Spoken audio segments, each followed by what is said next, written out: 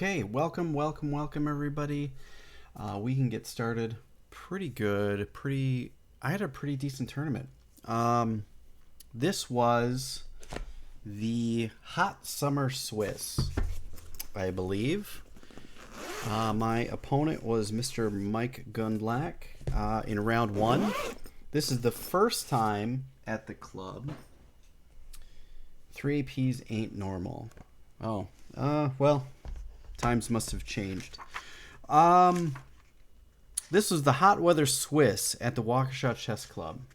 Round one, I was playing Mike Gunblack, and he's getting stronger. I've played him a few times, and he's always a challenge. You have to be careful, even though his rating is only 1103. He can play like a 1500 when he wants to. So you have to give him a little bit of respect because he can really kind of give you a run for your money if you're not paying attention. He's got sneaky tricks, and he can catch you sleeping if you're not paying attention for sure. He's a good opponent. Always good to have a game with Mike. What's really interesting about Mike is sometimes when he's not paying attention to the board, he'll flip his score sheet over and he'll start drawing you or start drawing pictures. So he's made a bunch of art, and he showed me some of his art on his phone. He's actually pretty good. So in his older days, he has gotten into some other hobbies which are kind of interesting. So all right, let's get into it. So this game started with d4, and I played knight f6, and I know that he is a London player. Ew, London. I know people play the London. That's fine. This is what Mike knows, and he's comfortable here. It's good practice to play against the London because it's common. A lot of people are playing it now, and you have to be careful. Mike knows the plans. He knows some plans that can really kind of get you in a bind pretty fast. So I started with a Nimzo Queen's Indian type structure. I've decided at this tournament, I've actually, what is the, I gotta look at the next game. No, yeah. So I was starting to play different things. The chess doodler, yeah, that's funny. I'm starting at this point in which was, I played this on July 19th, so almost a month ago, or over a month ago, and I've been playing with changing my black repertoire at this point, and I'm not sure and haven't focused in on what I want to play yet. So I went with the Queen's Indian defense, knowing that he was going to play a London, and he's not going to play the most aggressive moves. He knows his plan and he doesn't go for anything else. So let's kind of dive a little bit further into it. So I've got my normal structure the way I want, and I like this structure a lot. It gives you a lot of flexibility, especially if you come back to here. A lot of different structures can arise from these first two moves, these two, knight f6 and e6. So depending on what white does here, there's a lot of options. If they play c4 right away, let's add a new line, new variation. We could delay playing the Nimzo, but you could play it right away if you wanted. This gives white an option to play the knight a little bit differently with this move order. I'm not super familiar with these particular lines yet, because the Nimzo is kind of new to me. It also gives you the option to play a hedgehog type of structure, which for those of you that don't know, are with these pawn pushes, knight here, and we kind of get this type of structure, which is really nice. Hey, Strobix, what's going on? Welcome. And then you could play a Queen's Indian, which is a really well-known and well-established opening. I went for this round because it was something I was starting to study, and I like this opening because it gives me a lot of flexibility. I can still roll into a hedgehog type of structure if I want. I can play here and here with my knight here and develop that way. I've lost the right to actually play a Nimzo because they've played c3. So the flexibility here is really nice. I tend to like the ability to have options and maybe not completely fight for the center right at the beginning, but delay it a little bit, which can keep white guessing a little bit. Me knowing what Mike is going to play, I know his first, bunch of moves are going to be fairly standard. And yeah, he developed his bishop here to be d3, pretty standard. He seems to like to delay playing his knight on b to d2. I've noticed this in his white games, his games from the white side. So it's really interesting that he does that. I don't know if he just likes to potentially play knight to a3 on occasion. I haven't seen him do that, but he seems to delay this knight move quite a bit. And maybe it's due to something, or he just doesn't like playing with that knight.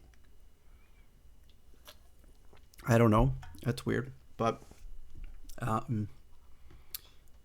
he's elected to actually bring his knight. This is a pretty standard move in the Queen's Indian defense, with the idea of bringing the knight here and playing for e5, or playing for c5. And after castling, these are all fine plans.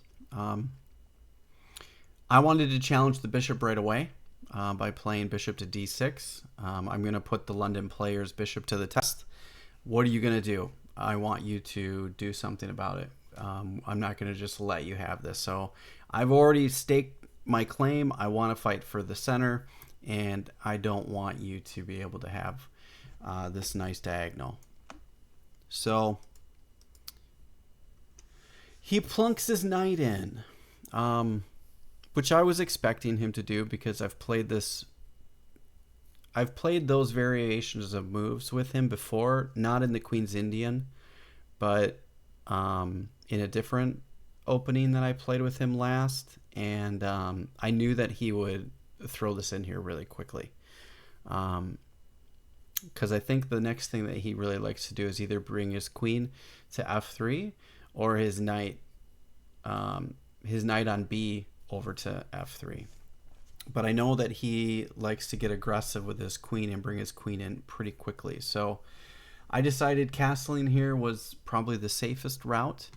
And now we can kind of decide on how the game. I'm almost completely developed here. My next move is going to be knight b to d7. And we're going to kind of continue on. I'm going to challenge this knight, and we're going to go from there. So he brought his knight to d2. Pretty standard, finishing his development.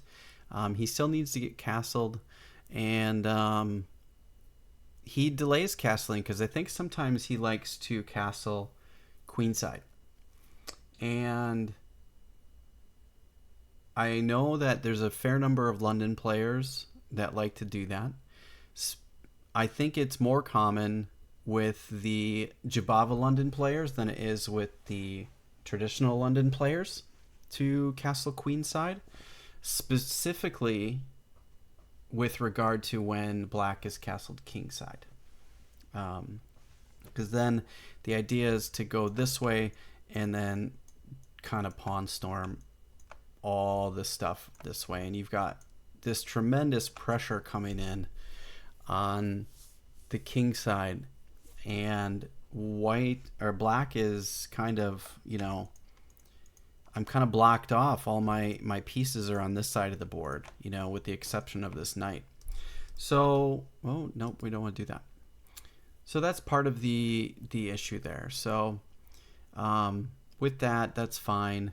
and I'm okay with that. So I'm going to strike in the center.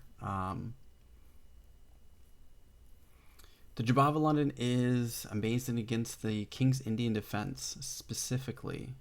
Interesting. Um, I've never been a Jabava London player. I was a former London player. I played it for a while, a long time before I came back to chess, actually. Um, I found a few years ago, I found a Simon Williams video online, and he said if you wanted to cut down on opening theory and you wanted a solid opening to play the London. So I was like, oh, okay, that's cool. And this is way before it became very popular. And I wasn't at the club, and I was raising small children, and I was actually just only playing daily chess on chess.com. So pretty much I was just playing the London. That's a lot of my games. So if you go look at some of my history from 2 or 3 years ago or before, you're going to see a lot of my white side play was in London's. So um, yeah. Okay, so this move serves a few purposes. One, I want to put pressure on the center. Two, I might want to lock things down. It gives me a chance to kind of play this way and attack this bishop, and kind of give him some things to think about. And the other thing is I have the ability to just blow it all open, which I kind of want to do. This knight's really nicely placed, so I have to deal with it at some point. And it's okay. It's pretty solid structure for both players. I'm not exactly sure where the evaluation is right now. Probably a little bit of advantage to white, maybe plus 0.5 or something like that, just because they're a little bit more developed. And they have a little bit more space with the knight being in my territory. But, I have c5 in, and completely undeterred. I'm always going to have a pawn on c5 if I want it there, which is nice. So, and he followed up with queen to f3. Now, I don't remember a lot of the plans in the London. And I feel like this move is a mistake. Specifically because of this guy. Now, if that guy wasn't there, and let's say my bishop was somewhere else, I feel as though maybe it's okay. I'm not exactly sure what the plan is with bringing the queen in. It has the potential to be harassed, specifically if this bishop ever becomes active. I don't really see a point of doing that. Maybe they want to push e4. There's pressure here like this, and wrong color. There's only these three pieces on it. So I'm not exactly sure what the purpose is. I believe the plan is to eventually try to push e5 or e4, but it doesn't really gain a lot. Specifically because my bishop on b7 is going to become very active, and there's no reason why you would really want to do that as the white, player from the white side. Given that I don't like that move, I think that move is not what you should do. I think the other move here is a much better move to play. Maybe with the idea of queen to c2, and then castling queenside, and then pushing these pawns. That would, if I was playing white, this is what I would want to see, or this is what I would try to do. My knight on e5 is securely placed. It's not going anywhere, and I think white in this position is going to start having all the fun, and black has to deal with it rather quickly. So plus with the queen on this diagonal, this is going to get weak. So there's a lot of things that we have to consider and take care of. I can always plunk my knight in there as well. So, there's some options here. I like that kind of plan better for white here than what Mike had played. Um, we talked a little bit after the game, but it was very short. There wasn't really a whole lot of post-mortem on it, unfortunately. Um, Mike doesn't seem to want to usually. He talks for a few moments, but it's not a lot. So going over a game with him after is not something that usually happens, at least in my experience.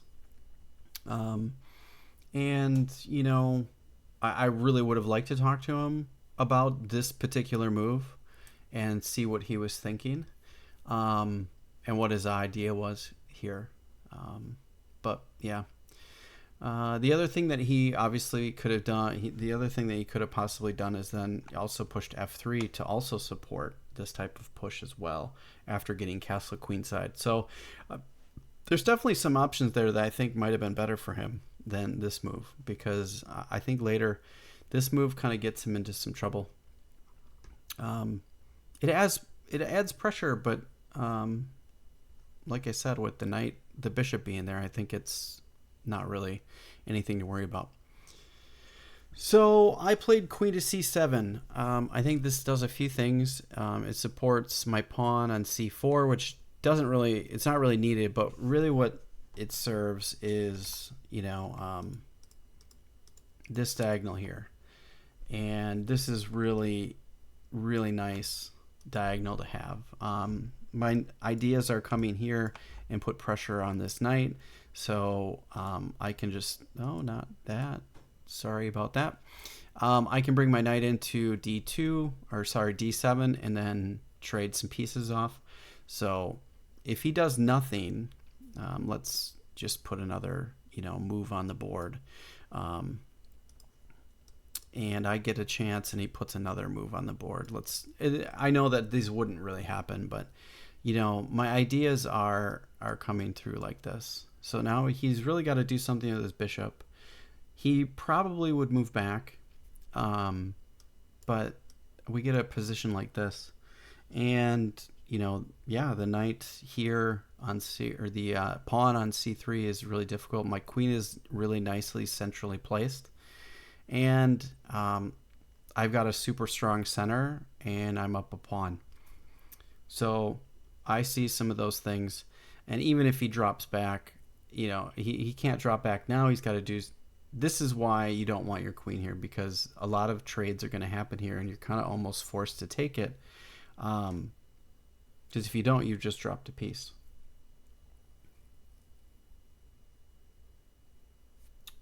I could super clear... I'm not sure I'm following what you mean. Is it just... was it not clear before? Maybe I've adjusted something by accident. It looks like my levels look good, but yeah, it's weirdly clear today. Well, I've been using the same mic. Nothing's changed, so maybe I have it closer to my face. It's off camera, so I don't think it's any closer to my face, but I don't know. Not sure, but I'm glad it's working and it sounds good.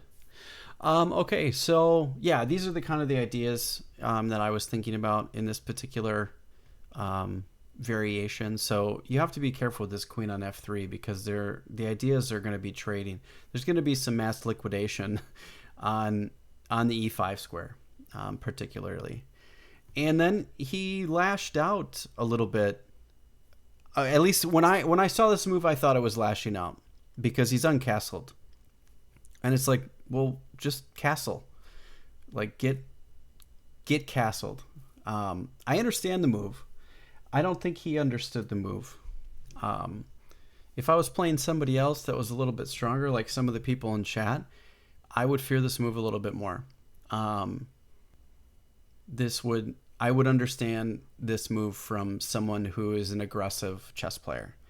This to me seemed like lashing out from Mike, because he's still not yet castled, which is a principle that he's violated. because even after, I remember a comment saying something, he's like, I couldn't get to your king or something like that. He made some sort of comment like that, which I found interesting because he moves these two pawns, which you'll see the next one coming up in a few moves, because eventually he's going to get h4 like we were talking about before. And then it just kind of goes nowhere. It kind of fizzles out. So in an effort to not really have to deal with the impending g5, which can be a little bit of a threat, I thought, you know what, we're gonna go backwards here. And this is a move that I'm probably not super happy about, mainly because it's one of my more passive moves of the game, and I felt like I probably had better options. But I look at it now because I like this move, even though it's dropping back, and I don't like going backwards. I want to be moving forward. I gave myself the ability to play f5 or f6. And the reason I did this was trying to force all these trades, because I'm going to play f6 next. And what is he going to do with this knight? He's going to have to force a trade. So some things are going to get forced. It's going to get changed. The structure and the course of the game is going to change drastically in the next few moves because of making this move. It is a little bit passive, but I kind of feared, I feared this move a little bit because I have to come back anyways. But I didn't really want that pawn kind of in my face, even though it can come on the next move in my face, but I wanted to move my knight on my terms and not on his. So that's why I did that. So I came backwards with the idea of potentially playing f6 or f5 if I have to, or if I need to. He played queen to g3, which to me is a mistake. I think he should just continue with his attack, push h4, and then start pushing his pawns. I understand why he did this, because he needs another defender on the e5 square. So it makes sense why he did this. But I feel like you can just make a few trades, and then you would already have these pawns kind of in the way. And I think the queen is kind of... it's placed on the king side, but it's stuck behind a pawn, and it's going to be stuck behind both pawns really quickly, and it's not going to do a lot. Now, at least not now. It's pretty slow. But yeah, the idea here is that he's kind of loading up on hanging on to this knight. But I'm going to start making some trades, and I suspected that he would do this. And I thought, okay, to me, I really like this. Now, I thought that he would trade, and trade. I saw this with the idea, after he took, playing this, because I get this discovery, and he can't really take these pawns because then I'm going to win a rook. So he's got to move, and then I can further mess up his structure. So he would probably move here, which is fine, and then I would play this. And this just, to me, looked fantastic for black. There's, like, look how strong my structure is. And his pawns are just crushed. Like, nothing that he could really do. Yeah, he could play d4 here. You're right. That would have been a good move. Absolutely. Yeah. This would have been nice. I didn't see that during the game.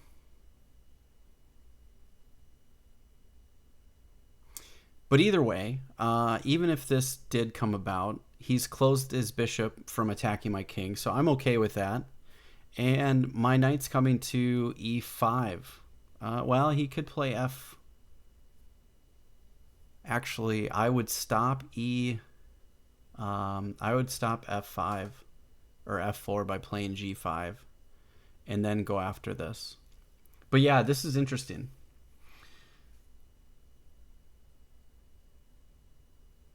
Instead of d4.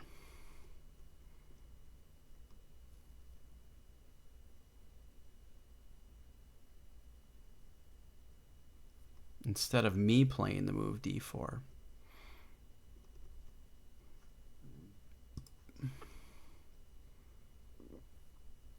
Now I'm just talking about what I saw during the game.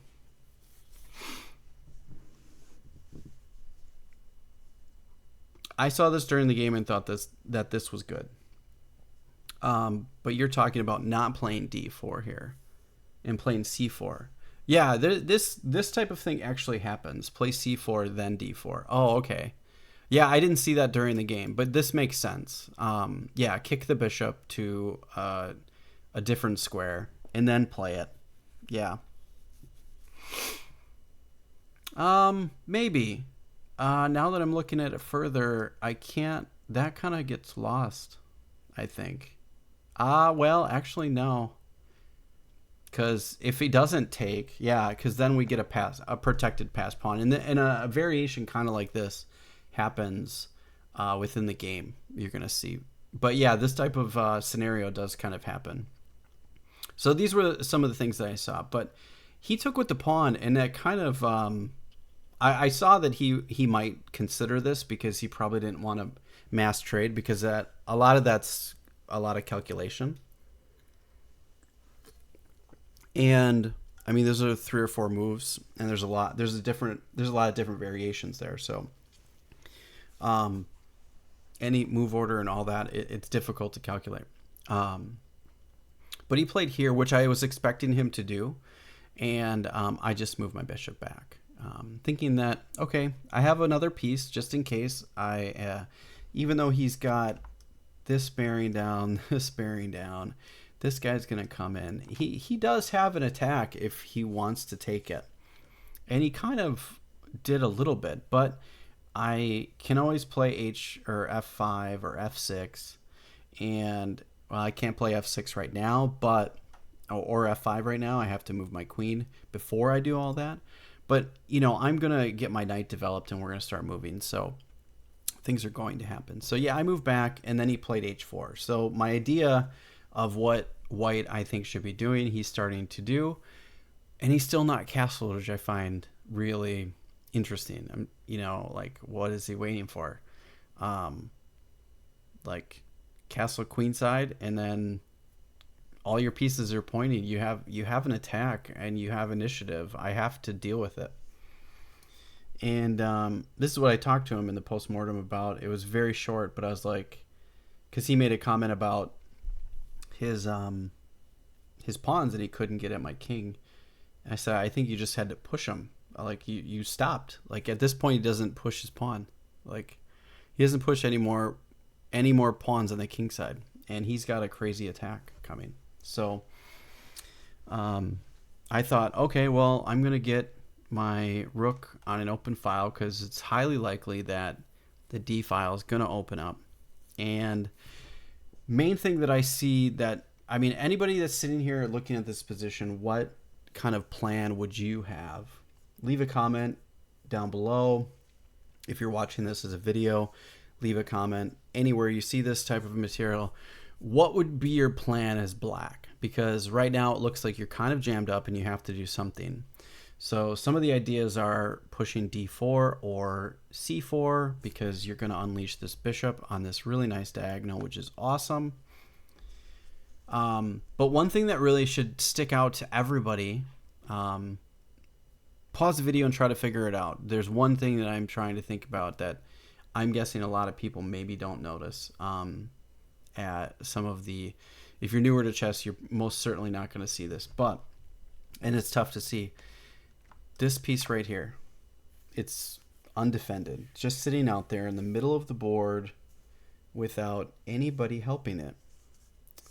And that should give you an idea of a plan of attack. Now, we do have to worry about all of these pending plans that they could come at us, but he's not coming at us. And until he gets close, we're not going to worry about it. So when I got to this position, I had been thought to myself, I thought back to a bunch of studies that I was looking at with sacrificing on H7 and G7 to open up kingside. I'd been doing some studies with tactics and things like that in that particular realm of attacking the king. And it usually happens if a pawn is on H6 or G6 or H3 or G3 respectively. And you can sacrifice the pawns, but if you never move the pawns, it's a lot harder for them to be able to sacrifice against. If you stay in the structure, just like this, it's very safe. And if you don't move any pawns like that, it's very difficult for them to crack through. They have to have multiple pieces or a pawn to kind of break in. But if I'm patient, and it's tough to not want to move these pawns because this stuff is here. But if you can really be like, oh, none of this stuff matters. It's all coming in, but as long as I don't move any pawns, there's no threats. At least not yet. So be diligent about keeping your king side intact by not pushing pawns in front of them, because that usually gives anchors to be able to do sacrifices on. So if I had a pawn on H6, let's say this was my move, they could immediately start thinking of stuff like this. And already it's kind of like, oh no, this is bad. So it's not ideal to move things in front of your king. If you can hold off, don't do it. Okay, so I want to target this piece right here. And I want to open things up with D4. And he brings his other piece in. And I thought, okay, well, there's now some tactics in the position. Or you have to have a little bit of intuition that tactics are starting to arise. I want to push D4. And the idea behind pushing D4 is because it's going to unleash my bishop, like we mentioned before. And now there's a knight here. It's only protected by the queen. So my thought is, well, okay, I'm going to put my queen here because now I have a battery. And if I get this pawn out of the way, that's a free knight. So that's what I want to do. That's my plan. And he castles kingside, which blew my mind when he did this. I had a Kasparov moment when he did that, because I was like, what? What are you talking about? Like, you moved all these pawns in front of your king, or in front, not even in front of your king. You should have castled queenside and then move this other rook over here and just push him. Like, this is a basic plan.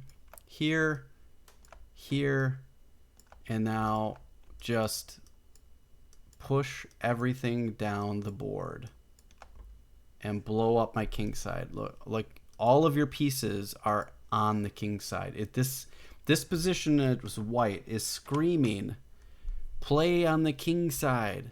I mean, look at all my pieces are over here. All black's pieces are away from the king, and everything is just pointing at the king. Castle queenside. Get your rook over here and push him. That would be really tough to deal with. And he castled kingside, and I was so surprised and shocked that he did this. This was, I'm going to guess that this was probably, this has to be a blunder. We're going to mark it as such, because I really think it's not. A better move would have been here. Yeah. Okay, so I continue with my plan. Now I'm going to get some things going. And he sees the tactics. He is smart and stopped it with e4. And now I get to play exactly how I wanted to. And I'd calculated this.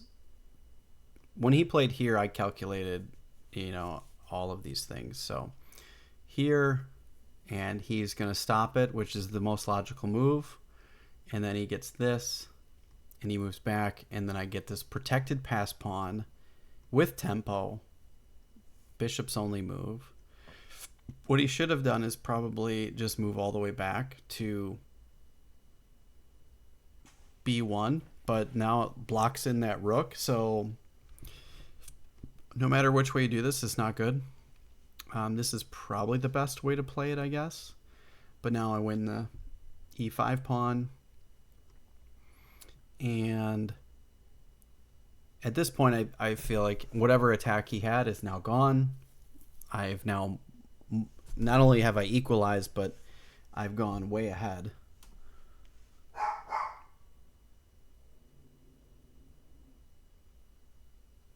Frank. Sorry, I'm just checking my messages here. I thought I heard an alert. So yeah, not only have I gone from maybe being behind to, but now I'm most certainly ahead, and this I believe is a winning position for Black already. I don't know what the evaluation would be here, but I'm going to guess it's probably at least plus 2.5, if not more. Just because. Bishop takes e4. Or fat blunder. Bishop takes e4.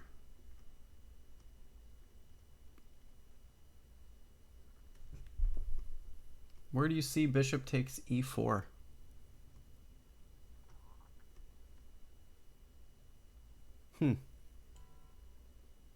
Maybe I'm missing something.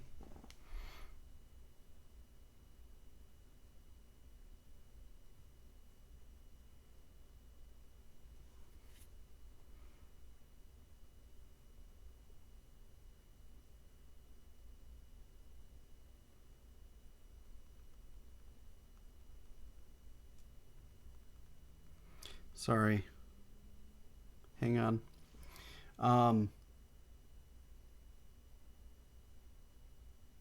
Oh, I guess it wasn't. Well, welcome. That's okay. Sometimes I mix up the names too. Hang on one second. I have an alert I have to deal with.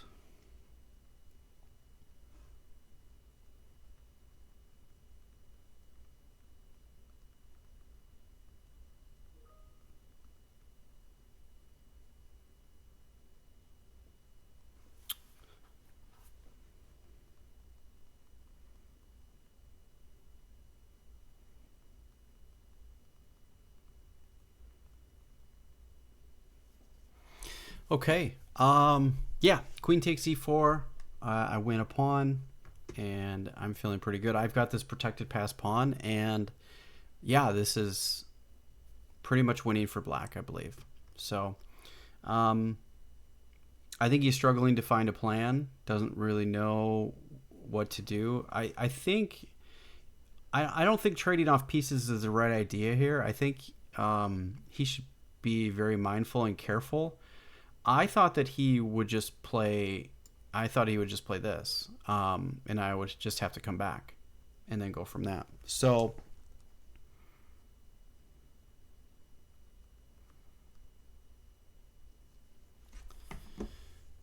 that's what I thought was going to happen. I'd have to consider coming back to. I wouldn't come back to g6 because, this would be met with. So if we do this, this would be bad. We can't do that because now our queen is trapped. So that would be a blunder.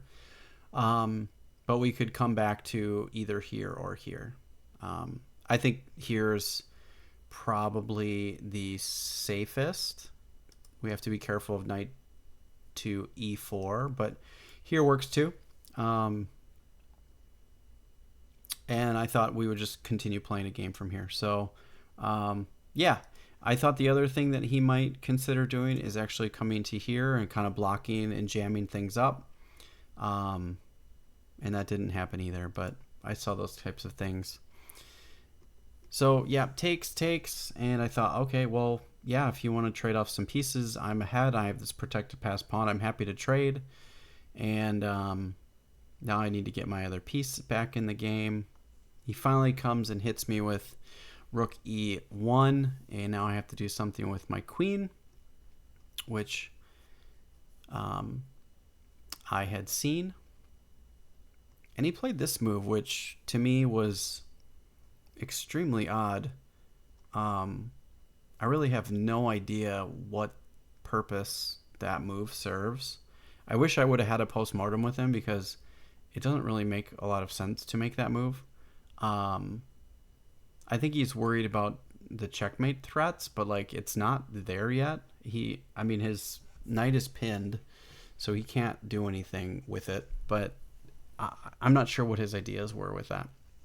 Um, I thought a better move might have been, queen here and then knight to e4, but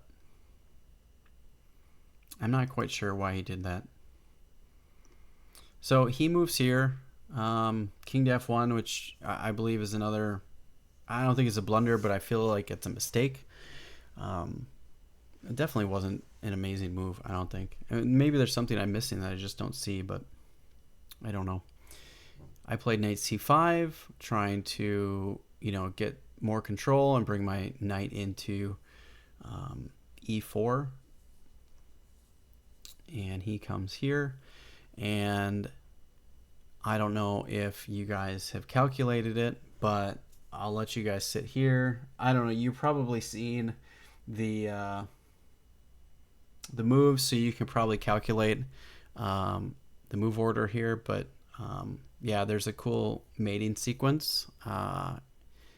If you can't see it and you didn't see the notation, maybe I should get rid of the notation just because of this type of stuff. I feel like it's probably not useful for people. Yeah, there's a cool mating sequence here, so pause the video and try to figure it out for yourself.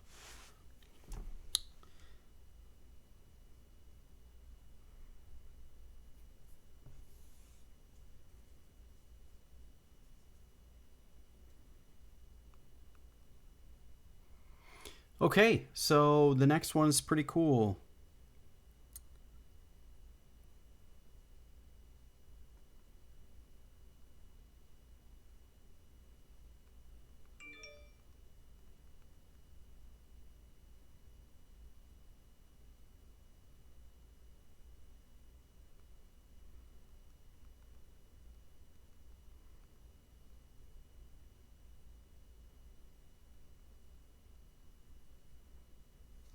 Okay. Yeah, so there's a really cool mating sequence here. This is an awesome mate threat. So check. And there's no way to stop. Queen h3, check. Queen blocks, and queen takes g2, checkmate. After I made this move, he resigned, but I put this in the game because it's just sweet to see. And it's nice to have been able to calculate after that. So yeah, and I saw it immediately. I don't think I spent. Yeah, I made the moves fairly instantaneously. I think I spent a minute just confirming just to make sure, but yeah, it was a really nice game. So Mike played a great game, but yeah, you got to be careful with him. And yeah, I think back here before all of these things. I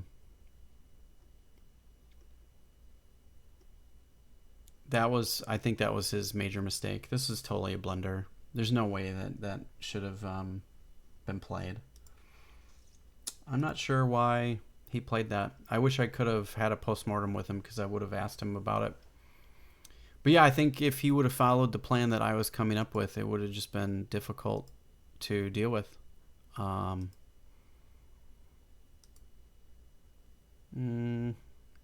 Not sure where it was, but